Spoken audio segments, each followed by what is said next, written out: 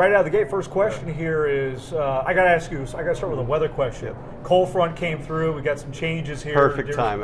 All these hunters are itching to go out. Usually in Texas, it's 100 degrees opening morning sometimes. So the cold front's rolling in. The season starts Saturday morning. So a lot of happy people, You don't sweat, no sauna, Right. and the deer move around, and the rut's just kicking off. So with this cold weather, the deer are going to be moving. So it was like perfect timing? You could not ask for a better cold front to come in at the perfect time. So this Saturday, Sunday, it'll be lines wrapped around the building, people dropping stuff off. Like, it's gonna be a good weekend. So for all those that are heading out, based on the weather conditions, what we have here, what are some of your pro tips that maybe questions you get asked often? Yeah, I'd say like the processing of once an animal's down, the time frame before you actually harvest it and when you actually drop it off here or process it at your own place. Some people will process their own deer, but then they want specialties that what we have to offer, and so they will do the majority of the deer at their house or wherever at the ranch, and then they bring us the remaining of trim that they don't want, and we'll make sausage or tamales or something that they're not accustomed to. But if you do bring it to a processor, one thing that I like is the fresher you can bring it to us, the better it is. Some people like to age it themselves. I recommend them processing it themselves, because once it comes here, it goes through a whole rotation. So if someone ages something in their cooler or in their fridge or at the ranch, then when it comes here or any other processing facilities, it also runs a course of when it drops off to when it's processed. So giving us a little bit more time to work with something is always better. So also, it is Texas. This weekend's going to be nice, but after this weekend, it might be really, really hot. And so it's very, very important to get the hide off of it and break it down, put it on ice, put it in an ice chest, and get it chilled. And that's a problem that South Texas hunters always run into, is it's so hot, you just got to come prepared. So coming prepared would make sure your ice chest is full of ice, maybe a couple jugs of water. So you can, if you don't have water at your ranches, some people don't, recommend bringing some water so you can clean whatever you need to clean, rinse whatever you need to rinse, and then maybe if you're going to be processing it on the ground, make sure you bring a tarp or something where you can actually work and you're not going to get dirt and grass and leaves. I know it sounds a little rough, but it is like a traditional ritual for generations, fathers, grandfathers, and at the end of the day, they bring home fresh meat and they put it in the freezer. And with the rise of beef, I think this year's going to be good for a lot of hunters. They're going to stock up on fresh venison. Notice that you really distinguish between North Texas and South Texas, the differences there for out in the field and addressing a fresh kill. Yes, sir. So you'll go out and it'll be, let's say, 48 degrees, 55 degrees, and then by the time you leave at about 9, 10 o'clock, it's already 90 degrees. So the weather fluctuates a lot, and that's where a lot of people run into a little problem because they didn't prepare for the weather change. Yeah, and it, the year we've had with all the rain, of course, up into the hill country with the flooding rain, but sort of a mild summer until the very end. How does that impact the deer, the health of the deer, and so put some meat on it? As you know, we've been in a drought for about like 3 years, but we did get a lot of good surface rain this year, and that's going to play a part. Like you said, those deer are going to be a couple pounds heavier than normal, and we did have a good rain at certain times of the year, so it brings up vegetation, which means you're going to have a good fawn crop, and that's always good to go forward for like next year. And the survival rate, having all the grass and the brush grow over the summer months when we did get that rain, the fawns are able to hide and get away from predators, and then the moms also have a lot more vegetation to feed on and eat to feed the babies. So all the way around, between this weekend and this cold front blowing in and all the rain that we did get at the right time, the deer are going to be healthy, the deer are going to be a little bit bigger than normal, and the weather is going to be making a move. So those are 3 good things I like. I like it. What are like top 3 things you would say, don't do it? I know you're tempted to want to do it here, but that's just not a good idea to do that. So that the you've don't seen. do's. You need to properly take care of your animal, and I would say the one thing that I always find humorous is if you go to HEB and get a nice steak, you wouldn't leave it in an ice chest for a week to bleed out or to age. I would probably not leave it in the ice chest for more than a couple days tops before you process. And the other one would be breaking the deer down as soon as you can. That's very important. Okay. If you don't have like the proper setup, and that's the big thing. A lot of people don't have the proper setup where the walk-in cooler or a facility to get the animals hung up right away and get cold air circulating on them. Yeah. I'm just curious, this is going to be me asking, like, is it proper tools come in handy? Like, when you go in, knives, all you really need is a good knife, any sort of pocket knife or deer knife. It's really preference. I have people that prefer anything. I prefer an old antique rusty knife, but I can keep a sharp edge on it. So I'm partial to that, and I think as long as you have a good sharp edge, it doesn't really matter what knife you have. And then it just depends on your setup and your ranch facility on what you do with the carcass once you break it down. David, Just a couple quick Okay, questions. yeah. Talk about how sometimes people just put an ice bag in the cavity. Okay, I'll do that. Yeah. Oh, okay. Oh, Yeah, I'm I- icing it down because I got ice in there. Okay. Yeah. Okay. So, on one of the things I wouldn't recommend doing is with the heat in Texas. If you have a nice cool morning and then it's going to be hot and you have a 2-hour drive from Uvalde or down south and you're coming to drop off the deer, I would say ice in the cavity is like something that's been passed down for generations, but it would ice down the tenderloins. But other than that, it doesn't take care of the majority of the deer. So putting ice in the cavity is not something that I would bank my safe travel and transport for meat.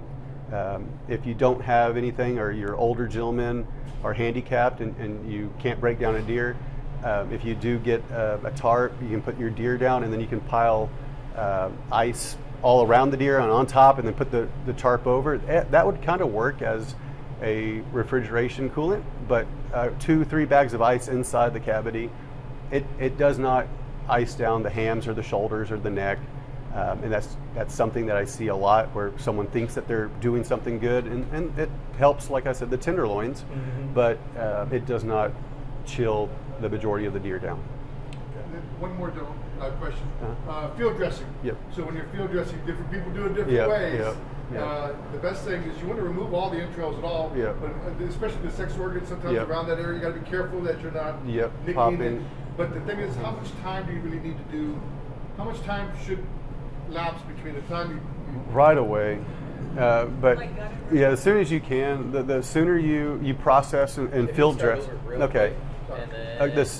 The sooner you field dress an animal. Field dress is where you remove the internals, and that is very important when you're deer hunting.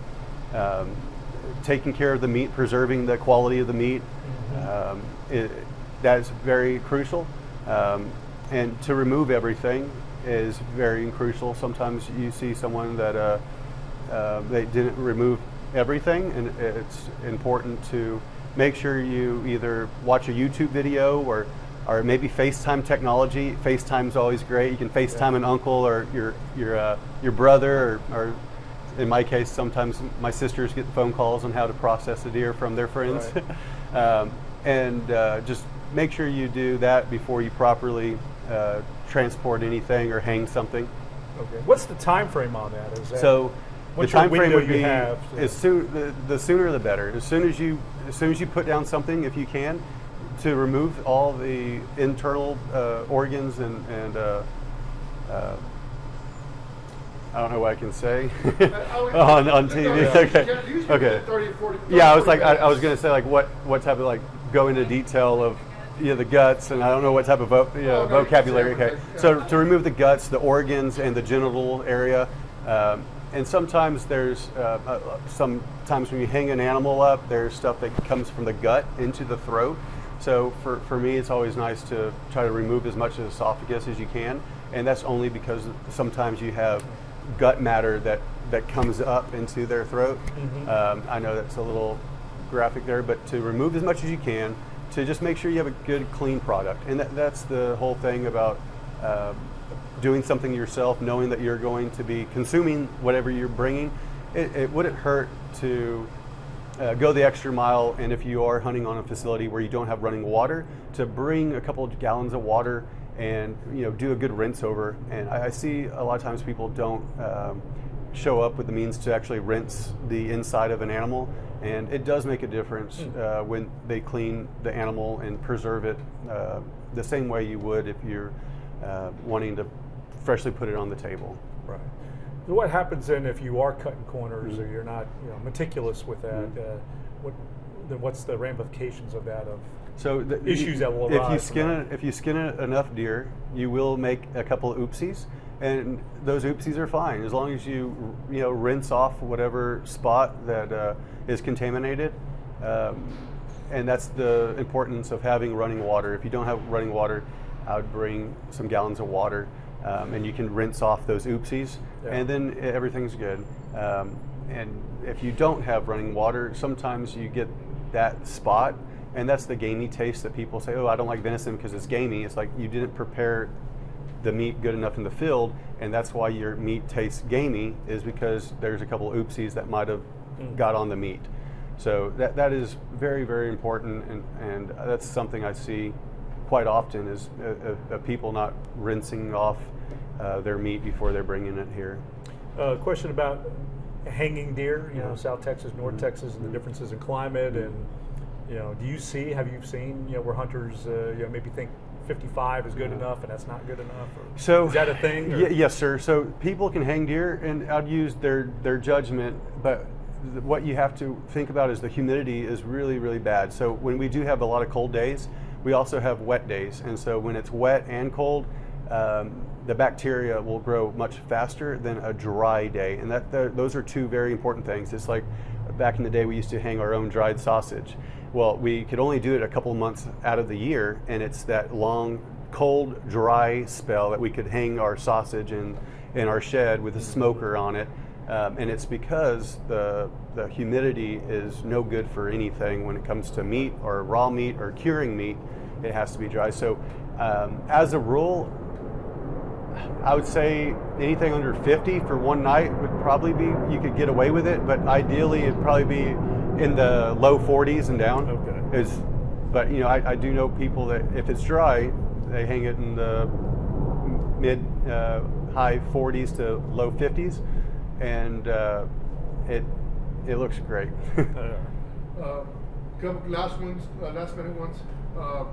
Letting it hang for a while, like you're hanging aged beef. Yep. Sometimes you'll do that? Yes, sir. So, sometimes we get requests to hang meat and to dry it out a little bit, and there's nothing wrong with hanging venison to get it a little bit dry. And where you'll see like the effect is if you do steaks with it. So if you do any type of like steaks with a deer, you can tell a difference when you age a deer.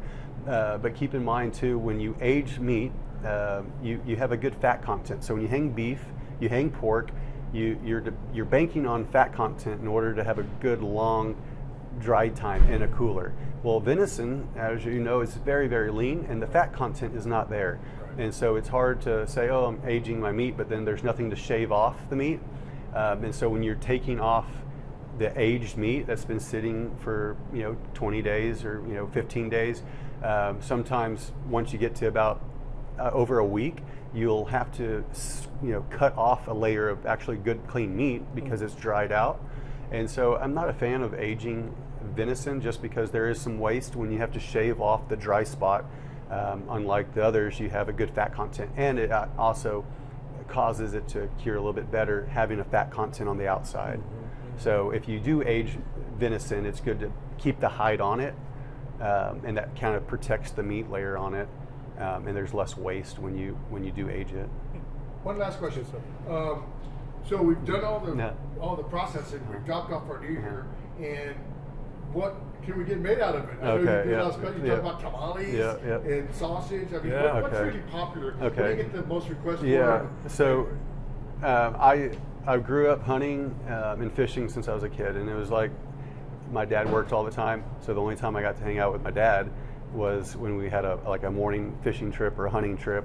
And so for me, it's not just about bringing meat to the freezer, and that's what I grew up on was venison, but it was also quality time with my dad, my brothers, my sisters. Right. Thanksgivings, we'd get up and it was like a family thing. We all went out hunting. My dad always cracked me up and said, when you find a recipe for the horns, let me know, because he would shoot the first thing that came out, and he's just like, he just wanted the meat. He was a meat hunter. So it's nice to be a part of bringing someone's awesome memory and hard work, because there's a lot of work that goes into hunting. There's a lot of prep, there's a lot of scheduling, and it's not just like as hunters, it's like I would say being like a good hunter is picking certain animals to take. You don't just shoot the first thing that comes out. You want to harvest mature deer, you want to harvest old male bucks, and say the young prime breeding herd, which would be like a 2 to maybe a 4-year-old range, and so doing all that makes you feel good about harvesting the proper animals and growing the herds and growing the numbers. And as you can see, like since Parks and Wildlife came into the picture, the numbers have just skyrocketed up, and as I believe Texas has one of the heaviest populated deer herds in the United States, along with exotics, #1 state in the country for exotics as well. So our Texas Parks and Wildlife have done a really good job on managing herds, managing public land, and so to be a part of all that and to have someone put it back on their table is nice. And we offer a lot of stuff. I want to say like the deer sausage is probably the most common thing. We make a couple thousand pounds of regular and JC smoked sausage weekly. And it's always nice to be a part of someone's cook-off when you go up to their house or you go up to a football game and they throw sausage on the grill. It's just like it's something better about it when you bring it to the table yourself. Right. So I like to be a part of all those fun gatherings, because usually the stuff that we do is linked to happy gatherings, big meals, and like I said, some people process their own stuff and then they use me for stuff that they can't make. And so I'm Jerky. the jerky, yes, yeah. sir. Jerky's a hot seller. What's your #1? Probably sausage, link sausage, yes, sir. Like I said, a lot of that. And then just basic burger grind. Beef, like I said, I think it's an all-time high right now on beef. So ground venison is very, very good. And we also cut it with like a 10% beef fat if you want it. We have that option, so it still gives you that flavor of beef. So if your wife or your girls or your boys don't care for ground wild venison, and when you cut it with like 10% beef fat or beef suet is what we use, which is an internal fat from cows, it's a really clean and it's very good for you. So it's good for your skin, overall gut health. And it's also a lot more enjoyable when you don't know you're eating venison, because it has that good flavor of suet, tallow in there. Right. And then it is a one-stop shop. So if you did harvest a good trophy, unlike my father, he never cared for anything on the horns. There's a lot of people, including myself, that want to display your hard work. So when you have a deer that you've been watching for 4 or 5 years and you're growing them, and that's a good thing about a good sportsman on hunting, is not just about harvesting but also growing the herd.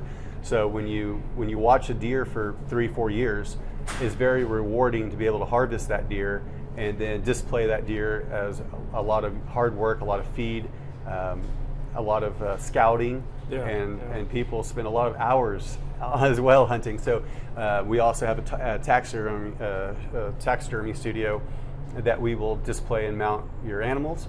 And so it's convenient for busy people in today's society where everything's just hurry and go.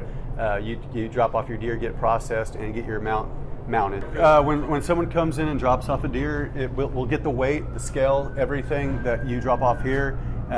It's tagged with your number. and that tag does not leave the deer. So if it's a whole deer hanging and you dropped off, say, I'll wait. Yeah, I'll wait. You got a plate and an emblem. Come on, David. I thought you were going to take care of all this. But actually, we just keep Okay. going. Just keep walking. Yeah. Okay. Go right outside the Okay. garage, Okay. and then you're just gonna walk past me, and then I'll just walk Okay. with y'all all the way. Awesome. Just Okay. keep chatting about whatever. Okay. All right. So when someone drops off a deer, we'll assign them a number. That number does not leave that deer. So the tag goes on the deer. It comes in here. If it's a hide-on deer, it goes into this cooler. It comes back out, gets skinned, goes into another cooler with no hides, and then that tag goes all the way into the cutting room. I like this wall here. This is what it's all about, right? Yes, sir. I started this, and I should continue, but people are bringing their pictures. You look at so many countless hours of good memories, happy dads, happy daughters, and like I said, it's traditional. You got, grandpas taking grandkids out. You got 3-4 generations of family ritual here. So it's good to see a lot of happy people. But Wow. How long have you been starting this little collection so here? I did it for like the first year or two, and then it just I Kinda got away think I from it? got Gotta get back to I it. need to get back to it because like this kid right here, that's the hills, and you can see right here that's him, and Oh, now wow. he's like. I think he's in high school now. Is he really? Yeah. So Yeah. as 10 years ago, this girl right here, she's in college. So she comes in, it's like she looks for her picture. It's like, oh, that's me. Jeez, So that's kind of really cool. neat. It's like a little bit of a museum. Yeah, too, and then celebrating. this cooler right here is everything that the hides have been taken off of. So we keep the stuff that comes in from the field in one cooler, and as it progresses, that number still stays on it. Oh, and okay. then that animal. That animal will go into the cutting room with that number, and then from that number, it goes onto a tray, and then everything gets bagged. And like this is the hide-on cooler or hide-off cooler right here, and there's just a couple slabs of some elk. Those Okay. came in from Canada Yeah. this morning. So There was a gentleman that drove 40 hours, straight. yes, to come here. Wow. So I'm flattered. And that's the thing, it's just like if you treat people right, they continue to come back, sure, and for that's sure a big on thing. And then so those slabs of meat will come into this room right here. This is over the here. cutting room right here, and we usually are in cutting days. They're just kind of cleaning up, making some recipes, doing weights, and like I said, all these numbers that you see will get put on boxes, and then those boxes will get flash frozen in this freezer right here. And so let's just say I'm going to grab a box real fast. It's like -30 in here. And Oh yeah, I feel that. whew, yeah. And so this box right here, like this number right here, someone dropped off in this number. We just started the season, but it's 57. And so this person got his burger and buck sticks and his cuts of meat. So if you bring in a 30-pound deer or a 50-pound deer, you get your 30-pound deer, 40-pound deer. So the back straps, if you don't get an old deer, you don't get a young deer, whatever you bring, you get back. And so that number, wow. when we give you, and like I said, I don't know how people do it. A lot of times it's commercialized, but here it's a small facility, and so we take pride in giving everyone their cuts back. So that's something that we offer. If you harvest a deer, you take care of the deer, you're getting your stuff back. You're not getting someone's deer back that you didn't process or field prep. So I take pride in doing that. It takes a little bit longer, but like I said, we're not a big facility. Right. So we can pick out people's deer. We cut one deer at a time. Every tag, every deer. Oh, you do? You don't do multiples of it? No, I mean it's multiple, but one at a time. One at a time, And okay. then that tag goes onto a tray and goes, and then that tag gets you're looked not at. mixing checked. up deer or anything Yes. like that. Now on specialties, I grew up in New Braunfels. So we put this back. You see in there? Woo! Oh yeah, that's. Would you say that's 30 below? Yes, sir. Oh my gosh! Flash freezer. Yeah, that's 30 below. Yeah, there's quite a few It's boxes it's here. a little chilly.